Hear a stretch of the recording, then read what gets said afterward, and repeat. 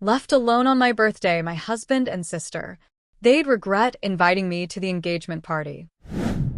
I spent 3 hours setting the table that night. Fresh flowers in the crystal vase. The good china we never used, cloth napkins folded into swans because I'd watched a YouTube tutorial 6 times to get it right. 5 place settings. Mine, my husband Nolan's, my sister Erin's, and my parents'. A family celebration for my 34th birthday. The lasagna, my grandmother's recipe, bubbled in the oven, filling our house with the scent of basil and promise. I'd even splurged on a bottle of champagne that cost more than I usually allowed myself. Tonight was special. Tonight was mine. By 7:15, no one had arrived. By 7:30, I'd sent 3 texts to Nolan and 2 to Erin. By 8 o'clock, I'd called my parents twice, reaching only their voicemail. By 8:30, I was sitting alone at a table set for 5, sipping champagne straight from the bottle, staring at the lasagna that had dried out from waiting too long. That's when my phone rang. "Josh," I said, relieved to hear my best friend's voice. "Please tell me you can come over. I've got enough lasagna to feed a small country." There was a pause, the kind that makes your stomach drop before you even know why. "Robin," he said, his voice tight. "Have you checked Instagram today?" I hadn't. I'd been too busy perfecting swan napkins and alphabetizing the spice rack, another nervous habit Nolan always teased me about. "No, why?" "I think you should." "Josh, what's going on?" "No one showed up for my birthday dinner, and I can't reach." "Robin, please. Check Instagram. Now." Something in his voice made me obey.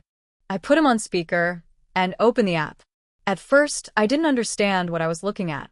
It was Erin's account, my beautiful, perfect younger sister who still modeled part-time at 29. The first photo showed her laughing, head thrown back, champagne flute in hand. The second showed her kissing someone, their faces partially obscured.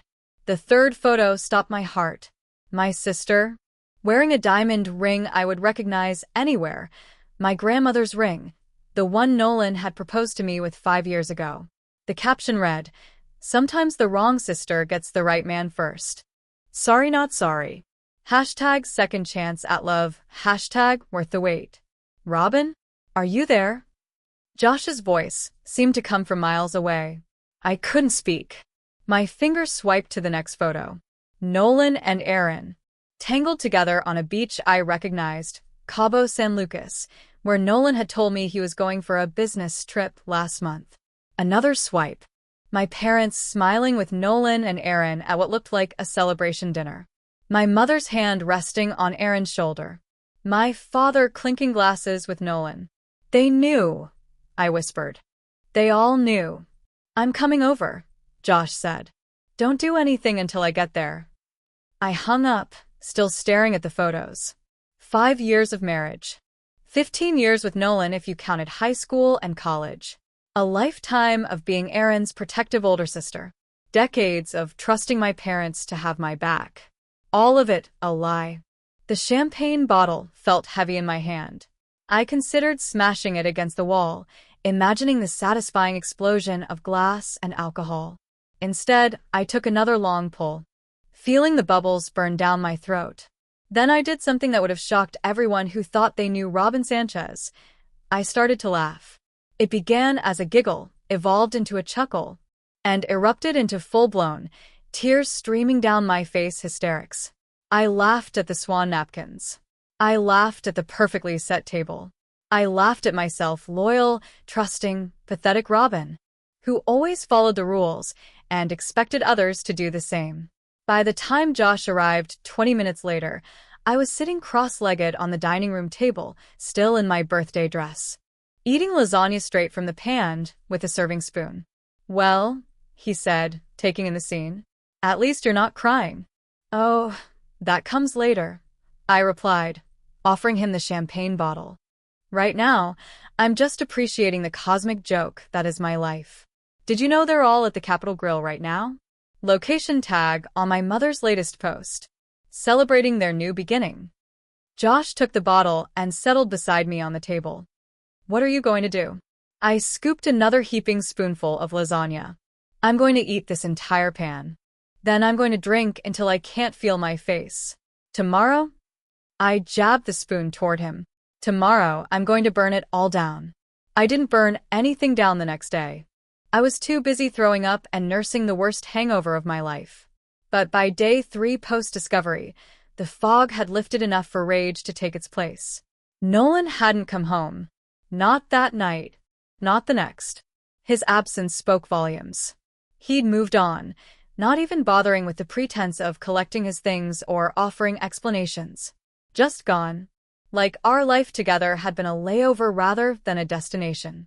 I called in sick to the elementary school where I taught 3rd grade, something I'd never done outside of actual illness in 8 years of teaching. Principal Garcia didn't question it. Maybe she'd seen Aaron's Instagram too.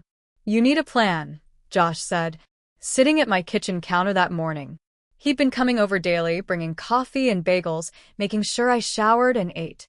"I need a time machine," I replied, staring into my mug.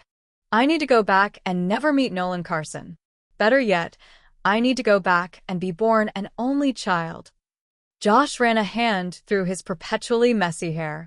At 35, with his tech company thriving, he could have upgraded his wardrobe from band t-shirts and jeans, but some things never changed. It was comforting, that consistency. "Here's what I don't understand," he continued, ignoring my self-pity. "Why announce it on Instagram? Why not tell you privately first? It's unnecessarily cruel." I laughed bitterly. "You've met Erin, right? Queen of the grand gesture? She's been competing with me since she could walk. This isn't just about Nolan. This is about winning." "And your parents?" I always thought they were reasonable people. I stared out the window, where a neighbor was methodically washing his car in the late September sunshine, his life continuing as if mine hadn't imploded. They've always favored her. The pretty one, the fun one. I was just the responsible one. "Robin." "No, it's fine. I've accepted it." I hadn't, not really, but acknowledging the lifetime of small betrayals that had led to this colossal one was too much to bear. "Anyway, it doesn't matter now. What matters is that my husband is sleeping with my sister. My family knew and approved, and I'm sitting here in my pajamas at noon on a Wednesday." Josh pushed a legal pad toward me. "So make a list. What do you want to happen next?" I picked up a pen, tapping it against the paper. "I want them to hurt like I'm hurting," I admitted. "I want them to feel stupid and humiliated and blindsided." "Good," Josh nodded. "What else?" "I want my grandmother's ring back. It was never supposed to leave the family." "Technically it hasn't," Josh pointed out, then quickly raised his hands at my glare. "Sorry, bad joke. What else?" I thought for a moment. "I want to understand when it started. How long they've been lying to me." Josh pulled out his laptop. "That we can find out. Instagram keeps timestamps on everything. Plus, I might know a guy who can recover deleted text messages." I raised an eyebrow. "Is that legal?" He shrugged. "Gray area. But it's your phone that Nolan was using, right? The family plan you pay for?" I nodded slowly, something cold and calculating unfurling in my chest. "Yes. Yes, it is." Over the next week, Josh and I became digital detectives. We discovered that Nolan and Aaron's affair had started at least 8 months ago, based on text messages that weren't quite as deleted as Nolan thought. My parents had known for at least 5 months, evidenced by group chats where they discussed how to handle the Robin situation. The Robin situation. Like I was a problem to be managed rather than a daughter, a sister, a wife. We found emails, hotel receipts, dinner reservations. We found a joint bank account Nolan had opened with Aaron 3 months ago, siphoning money from our shared savings. We found a lease application for an apartment across town, dated 2 weeks before my birthday. They had been planning this for months, the grand exit, the social media announcement, the clean break from the obligation that was me. "Robin," Josh said gently one night, after we'd spent hours combing through evidence. "I have to ask, why didn't you see it? There were so many signs." I looked up from the laptop, my eyes burning from exhaustion. "Because I trusted them," I said simply. because it never occurred to me that the people who were supposed to love me most would be capable of such calculated cruelty. He nodded, understanding in his eyes. So what now? We have all this information. What do you want to do with it? I closed the laptop, a plan forming. Now, I said, we give them exactly what they want. And then we take it all away. 2 weeks after my birthday, I filed for divorce. Not through some high-powered attorney ready to take Nolan for everything he had, but through a mediator who specialized in amicable separations. I requested only what was legally mine: half our assets, my personal belongings, and the return of my grandmother's ring. When the mediator called Nolan with my terms, he was reportedly shocked by my reasonableness. "She's not contesting anything?" I imagined him asking, confusion in his voice. No demands? No revenge. I wanted him comfortable. I wanted him smug. I wanted him to believe he'd gotten away with it. Meanwhile, I went back to work. I smiled at my colleagues, deflected questions about my situation, and taught my third graders about fractions and historical figures with a cheerfulness that bordered on manic. On weekends, I decluttered the house, donating Nolan's left-behind clothes to charity, repainting walls, rearranging furniture. "You seem better," Josh observed cautiously, helping me move the couch to the opposite wall one Saturday. "I'm not better," I replied, pushing a strand of hair from my face. "I'm focused." And I was. Focused on the plan that had been forming since that first night, crystallizing with every new betrayal we uncovered. It wasn't just about revenge, though that was certainly part of it. It was about justice, about consequences, about making sure they all understood exactly what they had broken. The divorce was finalized with remarkable speed, given our mutual agreement on all terms. The only sticking point was my grandmother's ring, which Aaron claimed Nolan had purchased from me months ago. A lie, of course, but one I didn't contest. Not yet. 3 days after the divorce was final, I received a cream-colored envelope in the mail. An invitation to Nolan and Aaron's engagement party, to be held at my parents' country club in 2 weeks. The handwritten note inside, in my mother's elegant script, read, "We hope you can find it in your heart to support their happiness. Family is everything." I traced my finger over the words, a cold smile forming. "Yes, Mother," I whispered. "Family is everything." That night, I called Josh. "It's time," I said. "They've invited me to their engagement party." "Are you kidding?" He sounded outraged. "That's beyond cruel. That's sadistic." "No, y correcta." "That's perfect. RSVP for 2. You're my +1. The next 2 weeks were a flurry of activity. I visited a salon for the first time in years, trading my practical shoulder-length brown hair for a sleek, honey blonde bob that made my hazel eyes pop. I bought a dress that cost more than my monthly car payment, a deep emerald silk that clung in all the right places. I scheduled sessions with a therapist to ensure my plan came from a place of strength, not just blind rage. And I made phone calls. So many phone calls. The night of the engagement party arrived clear and cool, the country club glowing with tasteful lighting as Josh and I pulled up in his Tesla, another detail I'd insisted on. "Are you sure about this?" he asked, turning to me before we got out. "We can still turn around. Go get drunk somewhere and forget these people exist." I checked my lipstick in the mirror, red, bold, nothing like the neutral colors I usually wore. I've never been more sure of anything in my life. We walked in together, his hand protectively at the small of my back. The ballroom was already crowded, champagne flowing, laughter bubbling. I spotted them immediately, Nolan and Aaron at the center of it all. Her hand with my grandmother's ring resting possessively on his chest as she laughed at something he said. My mother saw us first. Her smile faltered for just a moment before she composed herself, gliding over with practiced grace. "Robin, darling." And Josh, how lovely. She air-kissed my cheek, the scent of her expensive perfume bringing back a lifetime of memories, most of them now tainted. "We weren't sure you'd come. And miss my little sister's engagement? Never." My voice was light, friendly. Nothing like the screaming in my head. My father approached, drink in hand. discomfort evident in the set of his shoulders. "Robin, you look different." "Thank you," I said, accepting the awkward compliment with a smile. "New beginnings call for new looks, don't they?" They exchanged a glance, clearly thrown by my pleasant demeanor. They'd expected tears, accusations, a scene. Instead, they got polite small talk and a daughter who looked better than she had in years. "We should say hello to the happy couple," I said, taking Josh's arm and moving past them before they could respond.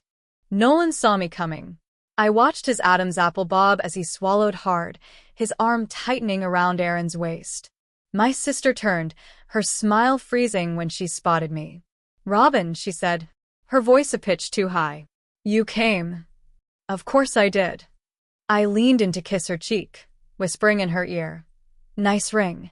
Grandmother would be so proud to see it on your finger instead of mine." She stiffened but recovered quickly, her smile never slipping. "Thank you for being so understanding." I turned to Nolan, who looked like he might bolt at any moment. "Congratulations. I always knew you two had a special bond." He cleared his throat. "Robin, No explanations necessary." I cut him off, waving a hand dismissively. "The heart wants what it wants, right? And clearly, you two belong together." I could see the confusion in their eyes, the wariness. This wasn't the reaction they'd prepared for. They'd armed themselves against fury, against accusations, against the Robin they thought they knew, the one who followed rules and expectations, who put others first, who would rather suffer in silence than cause a scene. That Robin was gone. "If you'll excuse me," I said pleasantly, "I need to say hello to some old friends." Josh and I circulated through the room, accepting condolences disguised as congratulations, deflecting awkward questions with easy smiles. All the while, I could feel them watching me, trying to figure out what I was planning. An hour into the party, the clink of a knife against glass signaled the start of speeches. My father stood first, raising his champagne flute. When Nolan came to me 3 months ago to ask for my blessing to marry Erin, I admit I was surprised. A ripple of uncomfortable laughter through the crowd. But sometimes life takes unexpected turns, and all we can do is embrace the joy where we find it. To Nolan and Erin, may your life together be filled with the love you deserve. As applause filled the room, I whispered to Josh, 3 months ago, when I was planning our anniversary trip. His hand found mine under the table, squeezing gently. Erin stood next, practically glowing with triumph. "I want to thank everyone for supporting us through this transition." Her eyes found mine across the room, especially my sister, Robin. "Your grace during this difficult time has meant the world to us." The room turned to look at me, expectant. I raised my glass in acknowledgement, smiling through gritted teeth. Nolan's speech was brief, generic. He thanked everyone for coming, praised Erin's beauty and spirit, made no mention of me at all, as if our 5 years of marriage had been erased from history. When the speeches concluded, the event coordinator announced that dinner would be served shortly. Perfect timing. I stood, smoothing my dress, and made my way to the small stage where a microphone stood. Conversations quieted as people noticed me, curiosity palpable in the air. "I wasn't planning to speak tonight," I began, my voice steady despite the hammering of my heart. "But I find I have a few things to say after all." My mother half rose from her seat, panic flashing across her face. But my father placed a restraining hand on her arm. "Too late to stop me now. For those who don't know me, I'm Robin, Erin's sister, Nolan's ex-wife." I paused, letting the words sink in. "And I want to start by congratulating the happy couple. It takes a special kind of love to overcome conventional morality, family loyalty, and basic human decency." A nervous titter rippled through the crowd. Nolan and Erin exchanged alarmed glances. Now I could stand here and tell you how I discovered their affair, through Instagram, of all places. On my birthday, while I sat alone at a table set for 5. I smiled, as if sharing a charming anecdote. I could tell you about the text messages, the hotel receipts, the money transferred from our joint account. I could tell you about my parents who knew for months and said nothing. My mother was on her feet now, my father rising beside her. I held up a hand. But that would be petty, wouldn't it? Instead, I'd like to make an announcement of my own. I gestured toward the entrance, where the doors opened on cue. In walked a distinguished-looking man in his 60s, followed by a younger woman carrying a briefcase. For those who don't know him, this is Gerald Whitman, the executor of my grandmother's estate. I turned, smiling at Gerald. Thank you for coming on such short notice. Gerald nodded, making his way toward the stage as confused murmurs filled the room.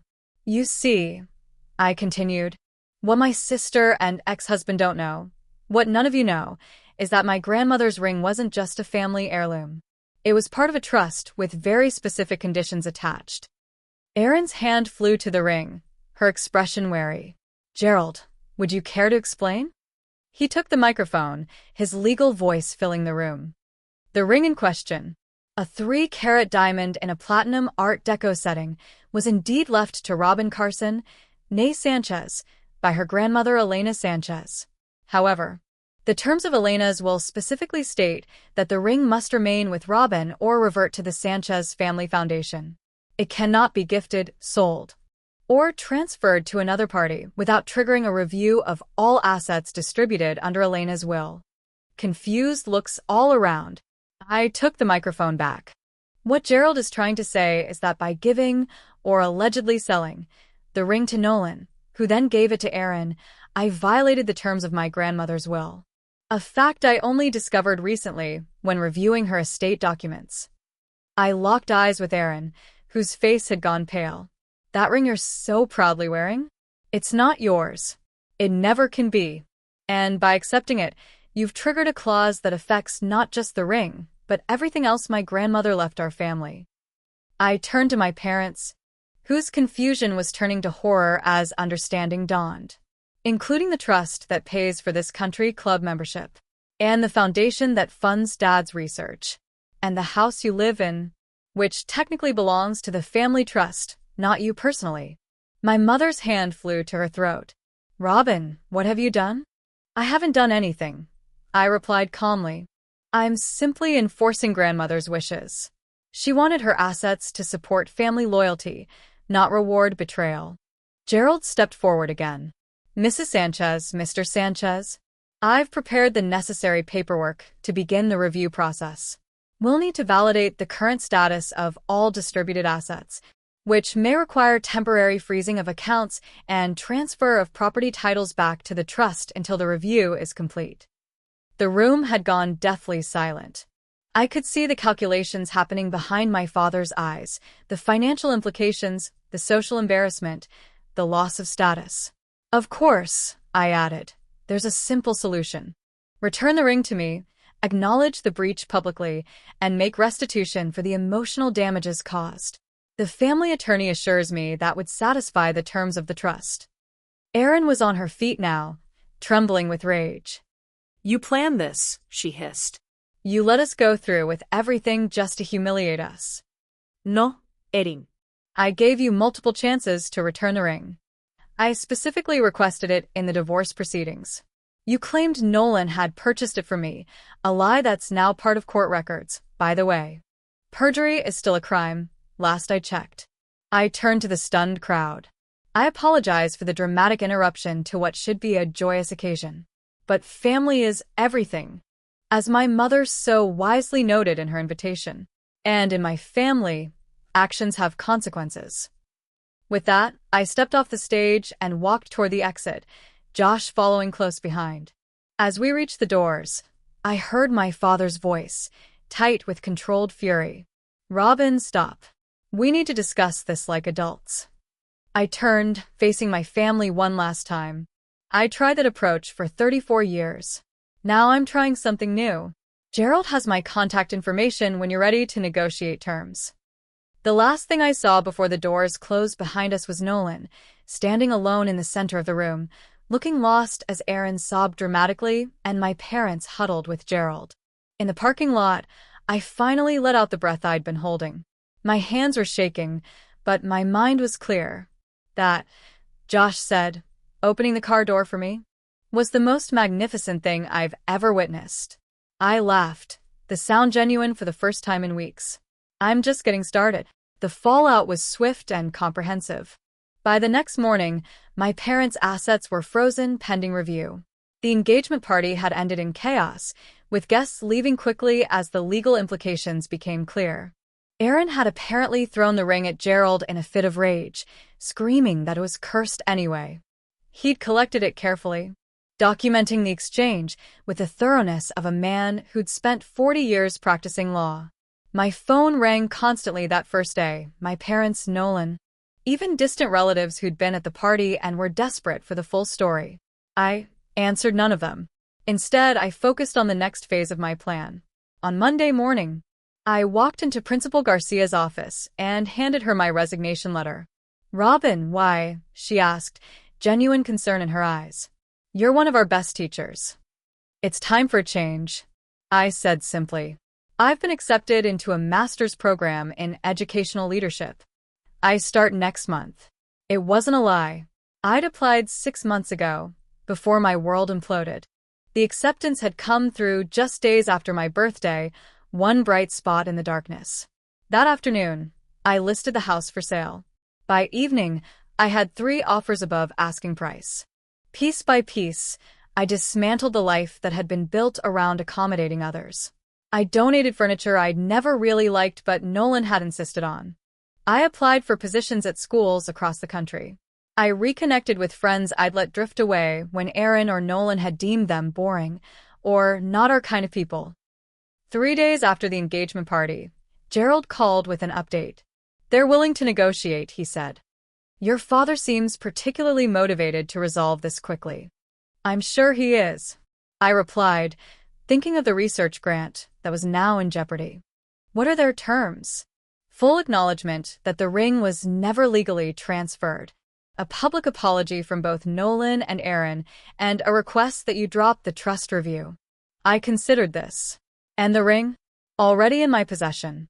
I can have it delivered to you today." I closed my eyes, picturing my grandmother's face, her strength, her wisdom. "Tell them I'll consider their offer on one additional condition. They leave me alone. Completely. No calls, no messages. No attempts at reconciliation. They go their way, I go mine." Gerald was quiet for a moment. "Are you sure, Robin? They are your family." "No," I said firmly. "They're people I'm related to. There's a difference." A week later, it was done. Nolan and Aaron published apologies on the same social media platforms where they'd flaunted their relationship. My parents transferred a significant sum to my account as compensation for emotional distress. The trust review was dropped, their assets unfrozen. And I was free. The house sold quickly. The master's program would start soon. I had interviews lined up in Colorado, Oregon, and North Carolina, all places far from the shadows of my past. On my last night in the empty house, Josh brought pizza and beer, and we sat cross-legged on the bare living room floor. "So," he said, picking at the label on his bottle, "you're really doing this. New city, new career path, new Robin." I smiled, leaning back against the wall. Not entirely new, just unfiltered. The Robin I was always meant to be before I started shrinking to make room for everyone else.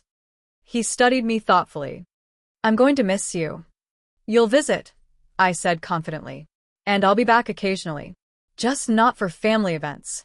We laughed, the sound echoing in the empty space that had once been filled with lies and now held only possibility.